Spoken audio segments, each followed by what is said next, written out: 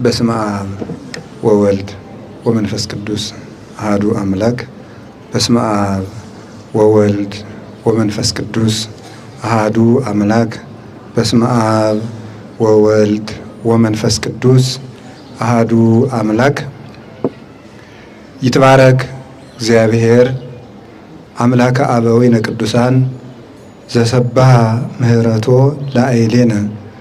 ምህረቱን ቸርነቱን ይቅርታውን በሕይወታችን ያጸናልን የአባቶቻችን ፈጣሪ የእኛም ፈጣሪ እግዚአብሔር በሀብት ስቦ በረድኤት አቅርቦ የቸርነት ስራውን ሰርቶ በቅዱስ ቦታው ስላቆመን ስሙ የተመሰገነ ይሁን። የእናታችን የቅድስት ድንግል ማርያም የቅዱሳን መላእክት የቅዱሳን ነቢያት የቅዱሳን ሐዋርያት የሰማዕታት የጻድቃን የቅዱስ መስቀሉ ረድኤት በረከት አይለየን። የተከበሩ አባታችን መላከ ገነት ቆሞስ አባ ወልደ ትንሣኤ የፈለገ ገነት ቅዱስ ጊዮርጊስ ካቴድራል አስተዳዳሪ፣ የተከበራችሁ ሊቃውንተ ቤተ ክርስቲያን፣ አባቶቻችን ካህናት፣ ወንድሞቻችን ዲያቆናት፣ የእግዚአብሔር ቤተሰቦች ሁላችሁ አንድ አምላክ በሚሆን በአብ በወልድ በመንፈስ ቅዱስ ስም እንዴት ሰነበታችሁ? እንደምን ዋላችሁ? እንደምን ቆያችሁ?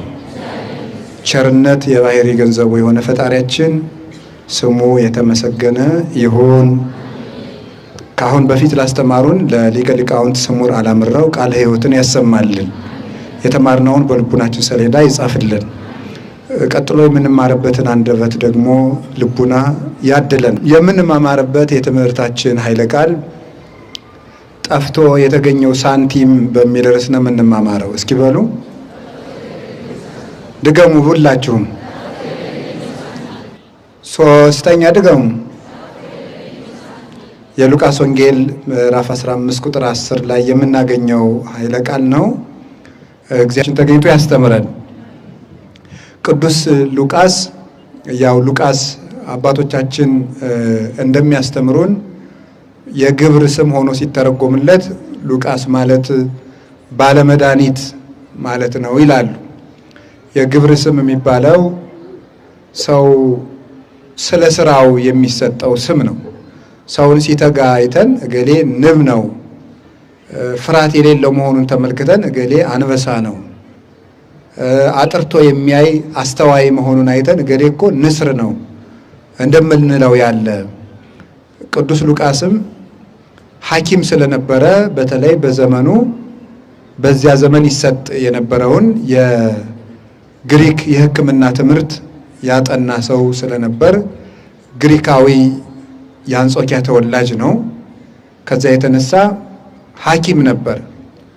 ጌታችን መድኃኒታችን ኢየሱስ ክርስቶስ ለ72 አርድእት እንደት እስኪጠራው ድረስ በሕክምና የሚያገለግል ሰው ነበረ። በኋላ ደግሞ አምኖ ጌታችንን ተከትሎ ከቅዱሳን ሐዋርያት ጋር አንድ ሆኖ በተለይም ከቅዱስ ጳውሎስ ጋር በመፋጠን የነፍስ ፈውስ የነፍስ ድህነት የሚሰጥ መድኃኒት አዋቂ ሆኗል እና ከዚያ በኋላ ግን በዚያ በሕክምናው አልቀጠለበትም። ለምንድን ነው ያልቀጠለበት? መንፈሳዊ ድህነትን ማሰጠት ስጋዊ ድህነትን ከመስጠት የበለጠ ስለሆነ ሰለስቱ ምዕትም በፍትሕ መንፈሳዊ አንድ ሰው ካህን ከመሆኑ አስቀድሞ በሕክምና ወይም በሌላ በመድኃኒት አዋቂነት የነበረ ቢሆን ዲያቆን ወይም ካህን ከሆነ በኋላ ግን በዚያ ስራ መቀጠል የለበትም። ምክንያቱም አሁን መንፈሳዊ ፈውስ እየሰጠ ነውና ብለው ይናገራሉ። ቅዱስ ሉቃስም ምክንያቱም አንድ ካህን እንደምታውቁት ቅስና በሚቀበልበት ጊዜ ሊቀ ጳጳሱ እፍ ብሎ ንሳ መንፈሰ ቅዱስ ብሎ የቅስና ማዕረግ ሲሰጠው ጌታችን መድኃኒታችን ኢየሱስ ክርስቶስ በዕለተ ትንሣኤ ለቅዱሳን ሐዋርያት የሰጣቸውን 4 ጸጋዎች ይቀበላል። አጋንንተ አውፅኡ፣ ዱያነ ፈውሱ፣ እለ ለምጽ አንጽሑ፣ ሙታነ አንስኡ ብሎ 4 ሀብታትን ለአንድ ካህን ክርስቶስ ሰጥቷል። ብዙ ሀብት የማይቆጠር ሰባት ሀብት እንደ ኢሳይያስ አቆጣጠር ሲጠቀለሉ ግን መገለጫ ሆነው የሀብታቱ መገለጫ የሆኑ 4 ግብራት እናያለን። እነዚህ አጋንንትን ማውጣት፣ ድዊ መፈወስ፣ ለምጽ ማንጻት ማለት በሐዲስ ኪዳን ሲተረጎም ኃጢአት ማስተስረይ በጌታችን በመድኃኒታችን በኢየሱስ ክርስቶስ ስም አጥምቆ አቁርቦ ንስሐ ቀኖና ሰጥቶ ኃጢአት ማስተስረይ፣ ጋኔን ማውጣት፣ ድዊ መፈወስ፣ የሥጋ ደዌውን በመስቀል በጸበል በጸሎት በቅዳሴ በቤተ ክርስቲያን ሱታፌ ሁሉ፣ የአእምሮ ደዌውን በቃለ እግዚአብሔር መድኃኒትነት ይፈውሳሉ። የነፍስ ደዌ የሆነውን ኃጢአትን እንዲሁ በጌታችን በመድኃኒታችን በኢየሱስ ክርስቶስ ቅዱስ ሥጋና በክቡር ደሙ ይፈውሳሉ። ሙታንን አንሱ ብሏቸዋል። ሲያስፈልግ ሃይማኖትን ለማጽናት እግዚአብሔር ፈቃዱን ሲገልጥ ሙታንን በተአምራት ሊያስነሱ ይችላሉ። ሙት ማንሳት ግን ሁልጊዜ የሚደረግ አይደለም፣ ሲያስፈልግ የሚደረግ ነው። ተአምር ስለሆነ እንግዲህ ተአምር አይደለ? ተአምር ማለት ምንድን ነው? ምልክት ነው። ተአምር ምልክት ነው። በእናንተ ሀገር ቋንቋም ምልክት ነው መሰለኝ። በእንግልጣሩ ሳይን ነው የሚለው፣ ምልክት ነው። ሚራክል ሲሆን ደግሞ ድንቅ ይሆናል። ታምራት መንክራት የሚባለው ለዚህ ነው። ድንቅ ታምር አንድ ምልክት ማለት ነው። 2 ድንቅ ማለት ነው። ምልክትነቱ ምንድን ነው ሲባል ለተፈጥሮ ውክልና የለውም ተአምር፣ ለሕግም ውክልና የለውም። ተአምር ከሕግ በላይ ከተፈጥሮ አሰራር ውጭ ሁሉ ይደረጋል። ተአምር የእግዚአብሔር የካህሊነቱ ምልክት ነው። እግዚአብሔር ካህሊነቱን የሰው ልጅ አልችለውም ባለው ነገር ላይ በመግለጽ ይታወቃል። የእግዚአብሔር ካህሊነቱ ፍጡር ከኔ አቅም በላይ ነው፣ ይሄ ሊደረግ አይችልም ያለውን ነገር እግዚአብሔር በችሎታው ያደርገዋል። ስለዚህ ተአምራት የእግዚአብሔር ካህሊነት ምልክቱ ውክልናዎች ናቸው። ሲያስፈልግ ሃይማኖትን ለመጠበቅ እግዚአብሔር ጌትነቱን ለመግለጥ ተአምራቱን በዚያ ካህል ሊገልጽ ይችላል።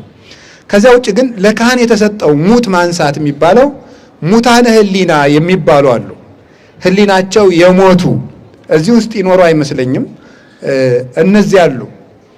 ሰምታችሁ ታውቃላችሁ? ቅዳሴ ላይ እለትነብሩ ተንስኡ ሲባል የተቀመጣችሁ ተነሱ ሲባል ነው የሚያውቀው መሰለ የከተማ ሰው ነው። ይሄን ታውቁታላችሁ? ሰምታችሁ ታውቃላችሁ? እና የተቀመጣችሁ ተነሱ የሚባለው ምንድነው? ቅዳሴ ላይ መቀመጥ አለ እንዴ? ይፈቀዳል? ቅዳሴ ላይ መቀመጥ የሚፈቀደው ለ3 ሰዎች ነው። አንደኛው ለሕፃናት ነው። ሁለተኛው ደግሞ ከባድ ደዌ ላለባቸው ነው። ሶስተኛ እድሜያቸው መጨረሻው አካባቢ ለሆኑ አረጋውያን ነው። ከዚህ ውጪ ቅዳሴ ላይ መቀመጥ ፈጽሞ አይቻልም፣ እስኪያልቅ ድረስ ነው። እንዲያውም የህንድ ኦርቶዶክስ ተዋሕዶ ምእመናን ቄሱ ተቀመጡ ሲላቸው የሚቀመጡት አንደኛ ወንጌል ለመስማት ብቻ፣ ሁለተኛ የሚቀመጡት ቄሱ አሰናብቶ ሰረሆተ ሕዝብ የመሰናበቻ ጸሎቱን ካደረገ በኋላ ብቻ ተቀመጡ ሲላቸው ይቀመጣሉ። ምክንያቱም ቤተ ክርስቲያን ቀራንዮ ስለሆነች ታስታውሳላችሁ። ቀራንዮ ላይ ደግሞ በዕለተ ዓርብ እረፍት አልነበረም። መከራ ብቻ ነው የነበረው፣ ስቃይ ብቻ ነው የነበረው፣ ግርፋት ብቻ ነው የነበረው። ቤተ ክርስቲያን ፊትም እንደዛ ነው። አንድ ካህን ቅዳሴ እየቀደሰ ቢያርፍ እረፍት ቢያደርግ ጌታችን ኢየሱስ ክርስቶስ በዚህ ዓለም በእረፍት ኑሯል እንዳለን የሚቆጠርበት፣ ክርስቶስ ደግሞ በዚህ ዓለም እረፍት አልነበረውም። ኩሉ ለለ አሃዱ አሃዱ ገብኡ ውስተ ቤቶሙ ወእግዚእ ኢየሱስኒ ሆረ ውስተ ደብረ ዘይት ወአንግሃ ወበጽብሃ ቦአ ምኩራበ። ሁሉም ሲማሩ ነው ቤቱን ሄደ። ጌታ ኢየሱስ ግን ወደ ደብረ ዘይት ሂዶ አነጋ።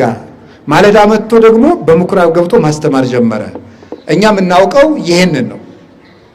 ስለዚህ ቤተ ክርስቲያን ምንጊዜም የቀራንዮ ውክልና ስለሆነች ማረፍ፣ መቀመጥ፣ እግርን ማሻረብ፣ መቅመድመድ የለም። ቀጥ ብሎ መቆም ነው። እንደዚያ ከሆነ የተቀመጣችሁ ተነሱ የሚለን ለምን ይመስላችኋል?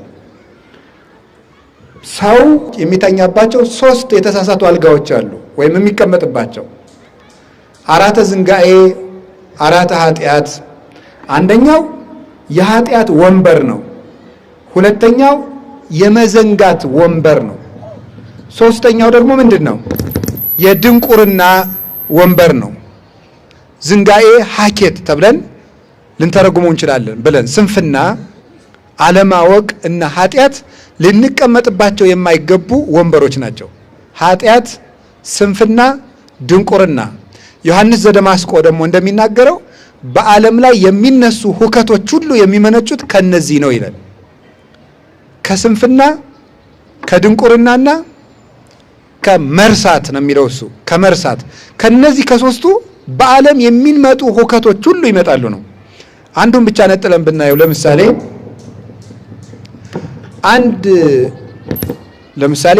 አንድ የተሾመ ዳኛ ህዝብን ሊበድል ይችላል። የሚበድለው ለምንድን ነው? እሱ ድሮ ህዝብ ሳለ የተሰቃየው ስለሚረሳው ነው። ለምሳሌ እናንተ የሆነ መስሪያ ቤት ሄዳችሁ ብትጉላሉ አቤት እግዚአብሔር ያጉላላችሁ እናንተንም አትሉ የምትሉ ይመስለኛል። ሳስበው ነው እንጂ ሰምቻችሁ አላውቅም። እና እግዚአብሔር ያጉላላችሁ እግዚአብሔር ይላችሁ ትላላችሁ። ከዚያ በኋላ ግን ያንን ወንበር ብንሰጣችሁ እግዚአብሔር አያያችሁም እናንተን። በጣም አስቸጋሪው እሱ ነው ማለት መርሳት ማለት እሱ ነው።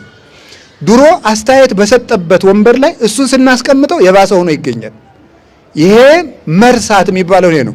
የሁከት ሁሉ ምንጭ ሶስቱ ናቸው የሚባለው እያንዳንዳቸው ሶስታቸውን ብንተነትናቸው ያቆዩናል። እንደው ብዙ ዕውቀት አለኝ በዚህ ርዕስ እንዳይሆንብኝ እንጂ በቤተ ክርስቲያን ያለው ዕውቀት ነው የኛ አይደለም። እና ብዙ ነገር ነው ያለው።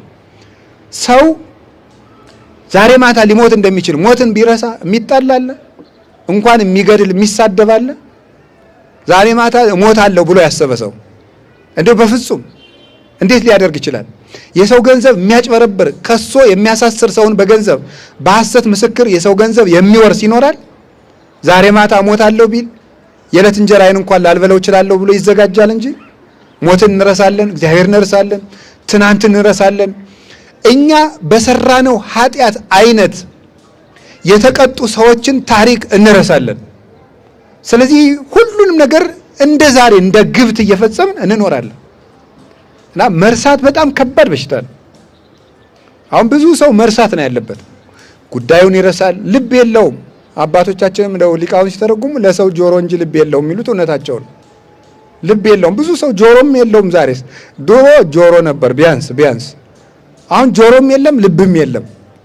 ዝም ብሎ ቀፈውን ነው የሚንቀሳቀሰው። ሳስበው ነው እንጂ እኔ በምን ልብ አይለካ ጆሮ አይለካ። በሴንቲሜትር የሚለካው ይሄ ቀርፋፋው እኮ አይደለም ጆሮ የሚባለው ውስጥ ነገር የሚቀበለው ነው። እና የሚቀበል የለም። እንደውም አንዱ አሁን በጣም ከፍተኛ የመርሳት ችግር አለብን። እና እንደውም አንዱ ሂዶ አንድ አባቴ እንደው እየረሳው ተቸገርኩና እንደው መፍትሄ ቢነግሩኝ አላቸው። መፍትሄውን ስተረሳው ይላሉ። እውነታቸውን ነው። መፍትሄውንም ይረሳዋል። ጆሮ የሌለው ሰው ምን ያደርጋል? እንደው ቅዱስ ቀሌምንጦስ ዘሮም ደግሞ የምንረሳው የማይረሳው እግዚአብሔር ከልባችን እየራቀ ስለሄደ ነው ይላል። የማይረሳው እግዚአብሔር በእኛ ሲያድር አይዘነጋንም። ሁሉን ማስታወስ እንችላለን። ጌታም እፌኑ ለክሙ ጰራቅሊጦስ መንፈሰ ጽድቅ ዘይክል ዓለም ነሲዮቶ ወውቱ መጽኦ ይምህረክሙ ኩሎ ወያዜክረክሙ ኩሎ። መንፈስ ቅዱስ ይመጣል፣ እሱ ሁሉን ያስተምራችኋል፣ ሁሉንም ያስታውሳችኋል ተብሏል። መጻሕፍትን እንዲያስተውሉ ልብ ሰጣቸው ይላል። እግዚአብሔር ሲያድርብን ታስታውሳላችሁ። ጌታ ታምራት ያደረገላቸው ሰዎች ሁሉ መጨረሻ ላይ በተለይ አጋንንት ያደረባቸውን መጨረሻ ላይ እንዲሚል ቃል ተጽፎ ታገኛላችሁ። ወተመይጠ ውስጠ ልቡ፣ ወደ ልቡ ተመለሰ የሚል ቃል አለ። የምናስበው አሁን ይኸውላችሁ እንኳን መስራት ማሰብ አቅቶናል። ማሰብ ያቃተን እግዚአብሔር ሁሉን የማይዘነጋ አምላክ ከኛ እየራቀ ስለሚሄድ ነው። ስልክ እንኳን በማይረሳበት ጊዜ የስልክ ሜሞሪ አቅም እየጨመረ መጥቷል። የማይዘው ነገር የለም እውነት ለመናገር ማለት ነው። አሁን ጭራሽ ሴንሰር ተገጥሞለት ባለቤት መለየት ጀምሯል። የሰው ፊት አይቶ መክፈት ጀምሯል። ሌላ ሰው መጥቶ ፊቱን እንዲህ ቢያደርግ ዞር በሌኔ ባለቤት ሌላ ነው ብሎ አይከፍትም። ፓተር ነው ቢደረግ ቢሰራ። አሻራም የሰው አሻራ እየለየ ነው አሁን ሰው ማለት እንግዲህ ስልክ ሴንስ ሲያደርግ ሰው ግን ሴንስለስ ወደ መሆን እየመጣ ነው። እንደው አይምሮ የለሽ ነው እንጂ እንኳን ሴንስ እንኳን ሞልቶታል ሰው። አይምሮ ነው እያጣ የመጣው። እና ልንማረው የሚገባን ምንድነው ስትሉ ለአንድ ካህን የሚሰጠው ይሄ ሙት ማንሳት፣ ጋኔን ማውጣት፣ ድዊ መፈወስ። ሙት የሚባለው እነዚህ ናቸው። በስንፍና አልጋ ያሉት፣ በኃጢአት አልጋ ያሉት። ድንቁርና ሞት ነው። ታውቃላችሁ፣ አለማወቅ ሞት ነው። ስንፍና ሞት ነው። ቁጭ ብሎ መዋል ሞት ነው። ቁጭ ብሎ እንዲያው በቃ አሁን አንዳንድ ሰው ያለ ይመስለኛል። እሱ ሱቅ አይከፍትም፣ የሰው ሱቅ ይዞ ሲያሻሽጥ የሚውል ደጅ ላይ ቁጭ ብሎ ማለት ነው። በተለይ የድሮ ሱቆች ደጅ ላይ የሰነፍ መቀመጫ ወንበር አላቸው። ውጭ ላይ ተቀምጦ ወሬም የሚወራ ማለት ነው። እና እንደ ስንፍና ያለ መከራ የለም በእውነት ማለት ነው። ሰነፍ መጽሐፍ እንኳን ስተቱት የሚያነበው ምን አድርጎ ነው? አሁን እግዚአብሔር ያሳያል። ይዛመልከታል ፋይናል ፈተና ተመጥቶ አሁን ተጋልጣ ነባለ ያው ምን ይሉታል? እስቲ እግዚአብሔር ያሳያል እንዴ። እንዴ መጻሕፍት እኮ ራሱ እኮ እንደው ይሰማሉ እኮ እንደው ያያሉ። ምን ጨነቀ ብዬ ነው እንደው አንተ ጭንቅላት ውስጥ የምገባ ነው የሚሉት እንደው የሚመስለኝ ማለት ነው። ነውር እኮ ነው እንዴ። ውሃ ከሰማ መጽሐፍም ይሰማል፣ መጻሕፍትም ይኮበልላሉ። እና እንደው በግድ ነው እኮ የምንኖረው እንደው በግድ ማለት ነው ዳውኖብን በግድ። ስለዚህ ይሄን የሚቀሰቅሱ ስለሆኑ ሙታንን ያነሳሉ። 4 ጸጋ ይሄ ይኸውላችሁ ሙት ማንሳት፣ ድዊ መፈወስ፣ ጋኔን ማውጣት፣ ለምጽ ማንጻት አንድ ቄስ ቅስና ሲሾም የሚሰጠው ሀብት ነው ይሄ። ከዛ ደግሞ በብቃት ይሄን የሚያገኙት አሉ። በቅድስና ሴትም ወንድም ሊሆኑ ይችላሉ። በተጋድሎ ይሰጣቸዋል። አንድ ካህን በሕክምናው መቀጠል የለበትም የተባለው ለዚህ ነው። ሰለስቱ ምዕት የሰሩት ያንን በዚህኛው መስጠት ይችላል። እና ቅዱስ ሉቃስ ይሄንን መጀመሪያ ባለው በሕክምናው ልብ ያለው ጥበበኛ ሰራተኛ ስለነበረ እግዚአብሔር አንተ ለዚህ ትጉ ከሆንክማ ለመንፈሳዊ ፈውስም ትገባለህ ብሎ መንፈሳዊ ሐኪም አደረገው፣ ካህን አደረገው።